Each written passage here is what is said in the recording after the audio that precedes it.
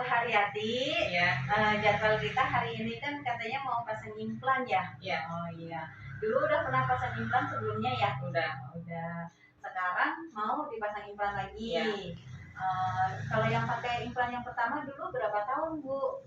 3 tahun. Oh, 3 tahun. Baik.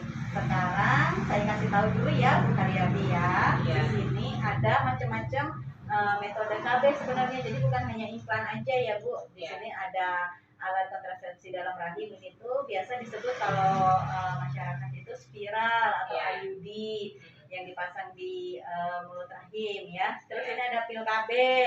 Terus di sini juga ada suntik 1 bulan, terus suntik 3 bulan, Ya. terus juga, nah di sini ada implan.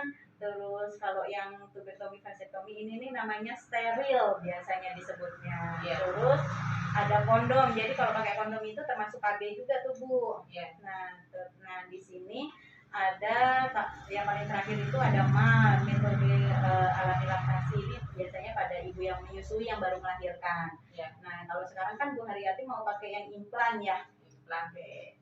Karena dulu udah pernah pakai implan ya sebelumnya ya. Iya. Berarti udah pernah merasakan gimana rasanya ketika di implan ya. Iya. Banyak keluhan nggak waktu pakai implan? Enggak sih. Enggak. Berarti enak gitu ke badan kita. Iya. Oke. Nah di sini memang kalau untuk KB implan itu kan keuntungannya salah satunya itu jangkanya lumayan agak lama ya. Jadi bisa 3 tahun sampai 5 tahun juga bisa. Ya. Terus dia juga biasanya nggak menimbulkan banyak keluhan, misalnya kayak sering ngeflek kayak gitu, atau mensnya nggak teratur, itu tuh jarang yang seperti itu. Jadi sering-sering ngeflek itu biasanya enggak ya. Terus kalau untuk yang tensinya agak-agak tinggi sedikit itu biasanya juga bisa, kalau pakai implan masih tetap bisa, dia masih boleh ya, Bu ya. Iya. Terus nanti kalau misalnya mau dicopot pun sangat mudah gitu. Jadi untuk pemasangannya cepat dan mudah, terus untuk pelepasannya juga sangat mudah dan cepat gitu. Jadi tidak memakan banyak waktu, terus juga nggak menghalangi aktivitas, jadi nanti nggak ada kegiatan yang terhambat gitu.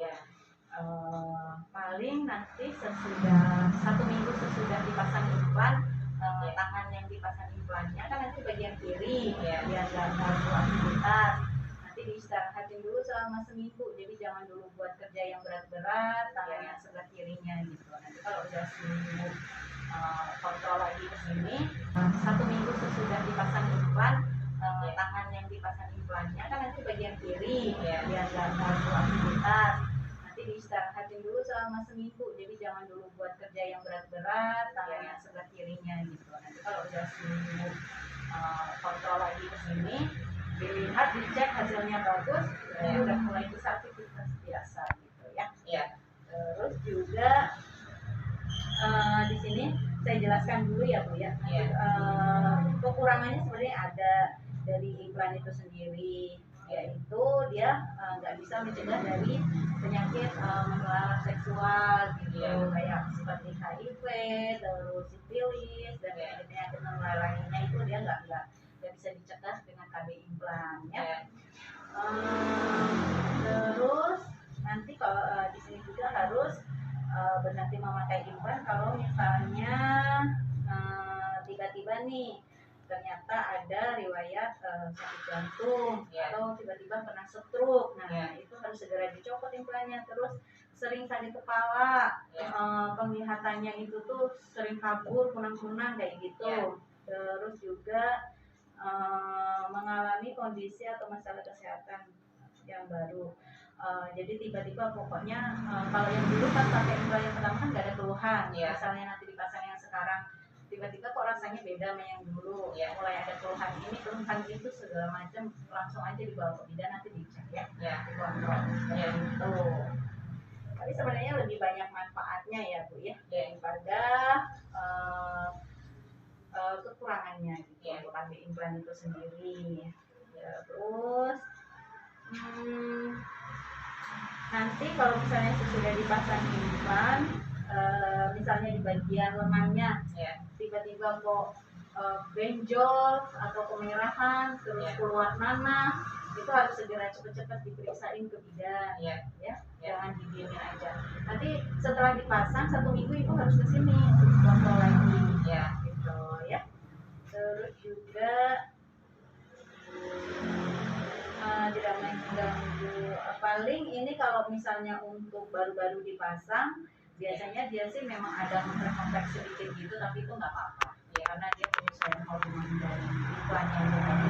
Jadi nggak masalah. Nanti kesananya seterusnya tidak mengganggu siklus men yang sering ngeflag kayak gitu, enggak ya, ya. Terus juga nanti ini cara ngebersihinnya ya, nanti kalau udah dipasang jadi nggak masalah. Nanti kesananya seterusnya tidak mengganggu siklus men yang sering ngeflag kayak gitu, enggak ya, ya.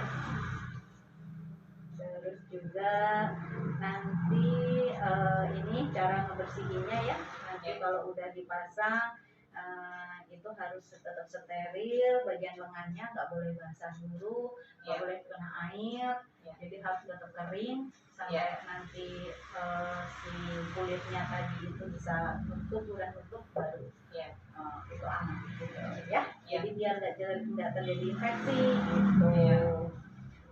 Oke, ada lagi yang mau ditanyain Bu Haryati? Enggak ya. Itu sebelah sana sudah disiapkan alat-alat untuk pemasangan implannya. Jadi hari ini kita pasang implannya ya Bu ya. Nanti ini bisa sampai jangka waktu 3-5 tahun. Nanti dikontrol aja.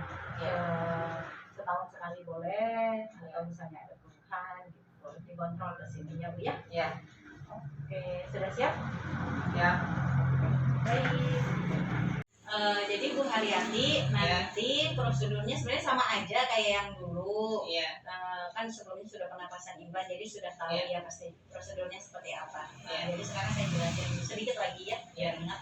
Nanti dipasangnya di lengan sebelah kiri ya, di bagian dalam sini.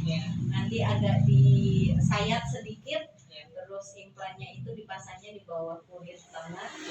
Nanti alat implannya dimasukin ke situ.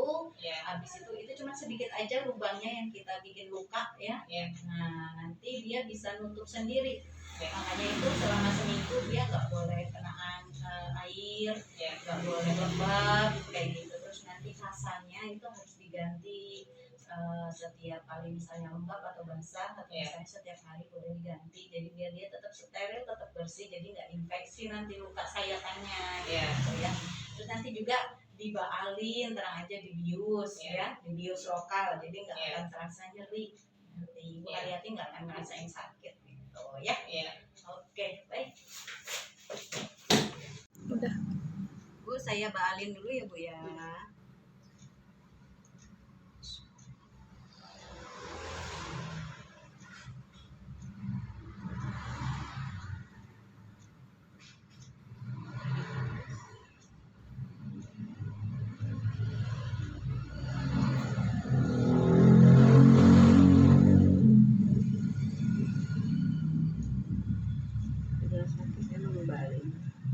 Nyeri sedikit.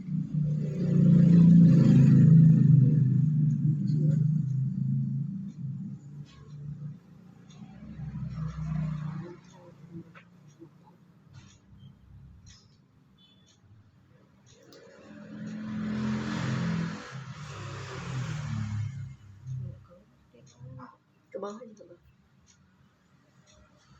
Ini didorong. Kayaknya kan ke bawah.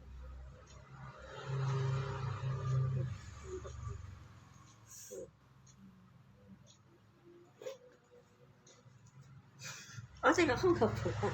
Mana lagi barang sendiri. Kasih aja. Sebelah mana lagi Bu? Ini di bawah aja, di bawah. Oh, sini. Ternyata. Siapa yang jemput? Nanti di anak telaan. Suaminya ada soalnya di Banteng. Oh, Kan dia itu apa? Bawa mobil sendiri. Kan sudah telaan tadi suruh sini. Halo, apa?